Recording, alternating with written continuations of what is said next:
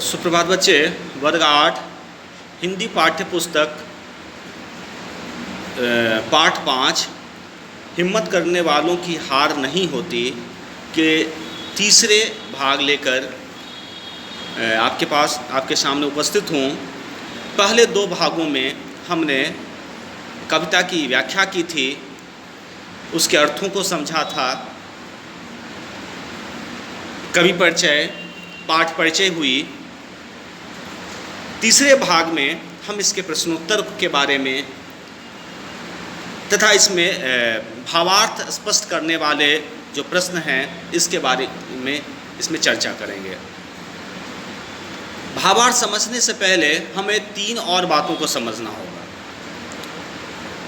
आशय, व्याख्या और सप्रसंग व्याख्या। व्याख्या जो कही गई है, बात कही गई है उसको स्पष्ट करने के लिए अधिकाधिक शब्दों का प्रयोग करके उसके अर्थों को समझाते हुए स्पष्ट करना व्याख्या कहलाता है। सप्रसंग, उसमें प्रसंग जब प्रयुक्त कर दिए जाते हैं, प्रसंग निर्धारित की जाती है, तो सप्रसंग व्याख्या हुई। आशय ज़्यादातर ये कहानियों में पाए जाते हैं। हालांकि हिंदी पाठ्य पुस्तक वर्ग 8 के कविता में पहले कविता की जो है उसमें आशय की चर्चा की गई थी, लेकिन ऐसा देखा गया है कि आशय शब्द कहानियों में मिलते हैं। आशय में आप अपने मन से कुछ भी विशेष चीज़ नहीं कह सकते हैं। जैसा लेखक ने कहा है उन्हीं बातों को संदर्भ के साथ लिखना ही क्या है, आशय है ना। अगर लेखक का मानना सकारात्मक है तो स्पष्ट करते हुए आप उनके सकारात्मक विचार को रखेंगे।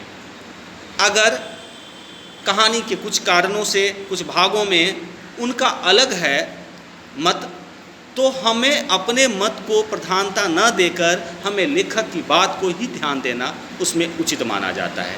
आशय स्पष्ट में हम अपने मन से कोई भी बातें नहीं लगा सकते हैं। जैसा लेखक ने कहा है हम उसी प्रकार लिखेंगे। ज़्यादा होते हैं किस कारण से कही गई है, इन बात को हम लिख देते हैं, वो भी कहानी लेखक के बातों को स्पष्ट करने के लिए सहायता के उद्देश्य से। भावार्थ भाव प्रधान होता है ना। इसमें भाव की विशेषता होती है। आप अपने मन से भी कुछ लिख सकते हैं, लेकिन भावना वही होनी चाहिए जो भावार्थ कविताओं में देखी जाती है ना। तो आप अपने मन से लिख सकते हैं, लेकिन उसी भाव में लिख सकते हैं कि जिस भाव में कवि ने लिखा है ना। हमें अगर मैत्री भावना से है, मित्रता से है, तो हमें मित्रता प्रधान ही कविता अगर है तो उसी भावना से हमें लिखनी है। मातृवात्सल्य है तो हमें उस भावना से ही लिखी जानी चाहिए। तो हम स्पष्ट कर देना चाहा आशय, भावार्थ और व्याख्या के बारे में, है ना। चलिए, पहले इसमें एक थी पाठ्यपुस्तक 45 पेज, प्रश्न 2 हैं, पाठ से प्रश्न के 2 हैं। दी गई कविता की पंक्तियों का भावार्थ स्पष्ट करें। असफलता एक चुनौती है, स्वीकार करो, क्या कमी रह गई, देखो और सुधार करो, जब तक सफल न हो, नींद चैन सब त्यागो तुम, संघर्ष करो, मैदान छोड़ मत भागो तुम। कहने का मतलब हुआ, आप भावार्थ में आप चर्चा कर सकते हैं। ये पुस्तक की पंक्तियों के बारे में, ये कहाँ से है, क्या है। उसके बाद हम देखते हैं, अब हमें सुनिश्चित करना है कि कवि ने किस भावना से किस भावना में आकर इन कविता को लिखी है।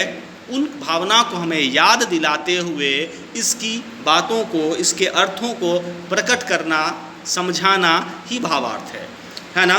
तो हम यहाँ पर पहले ही बोल दिए कि डॉक्टर हरिवंश राय बच्चन की जो कविता प्रेरणादायक कविता है, और ये कविता हमें प्रेरणा देने के लिए एक प्रेरणा स्रोत बना है। किस प्रकार कवि का कहना है कि हम असफल होने के बाद क्या हो जाते हैं, हम मायूस हो जाते हैं, हम सफलता का प्रयास नहीं करते हैं।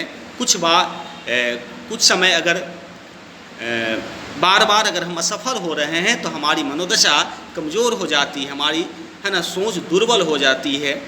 और तो कवि का कहना है कि आप असफलता से घबराएं नहीं, आप असफलता को अपनाएं नहीं, चुनौती के रूप में स्वीकार करें। आप असफलता को फल के रूप में, जो हमने मेहनत किया है उसका यही असफलता फल हुआ, फल के रूप में स्वीकार न करके आप चुनौती के रूप में स्वीकार करें। माना यह भी जाता है कि हर असफलता सफलता की सीढ़ी होती है, तो क्या कमी रह गई देखो और सुधार करो, है ना।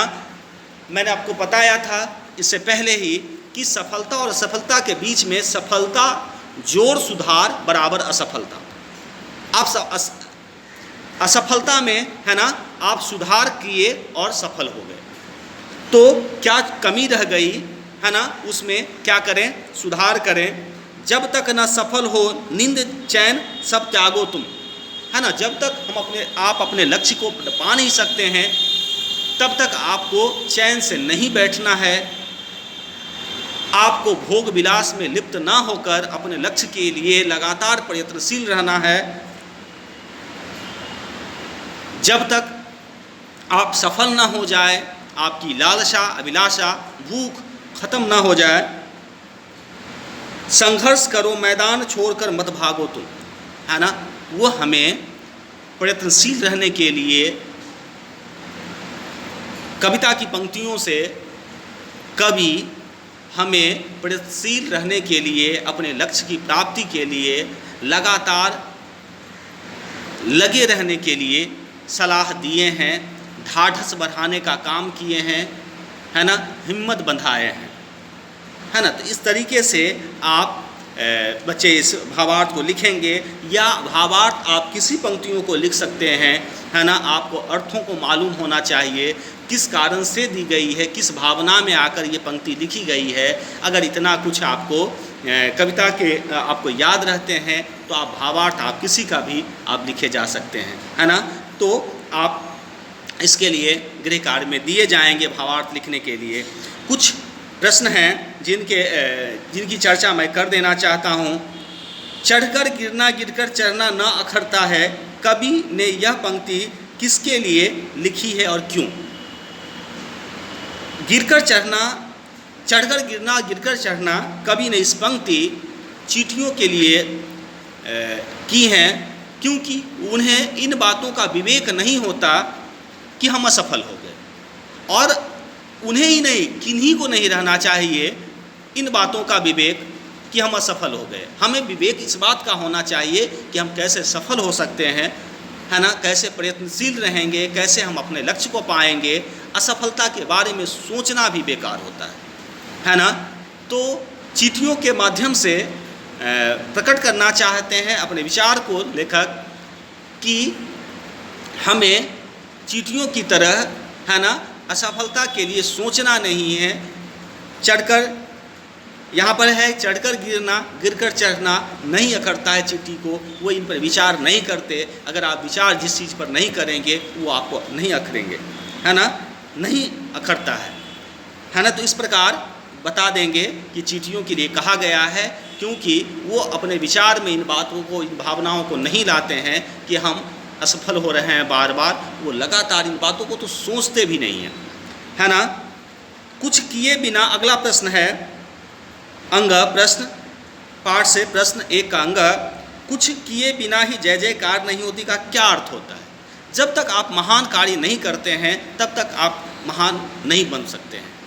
बताया गया है कि लोग 10 साल 12 साल, मांझी के बारे में, दशरथ मांझी के बारे में हमने सुना है कि लगातार वो 12 से 20 साल तक वो कठिन मेहनत करने के बाद वो रास्ता बनाया पत्थरों के काट कर। तो कारण यही है बच्चे, कहना यही है कि आसानी से कोई भी नाम नहीं मिलता है ना। नाम कमाने के लिए आपको महान कार्य करने पड़ते हैं, लगातार अपने लक्ष्य के लिए कर्तव्यशील है ना, प्रयत्नशील रहते हैं, तब जाकर आपको लक्ष्य की प्राप्ति होती है ना बच्चे। तो ये थे कुछ प्रश्न, कठिन प्रश्नों के उत्तर मैंने किया और भावार्थ के बारे में बताया।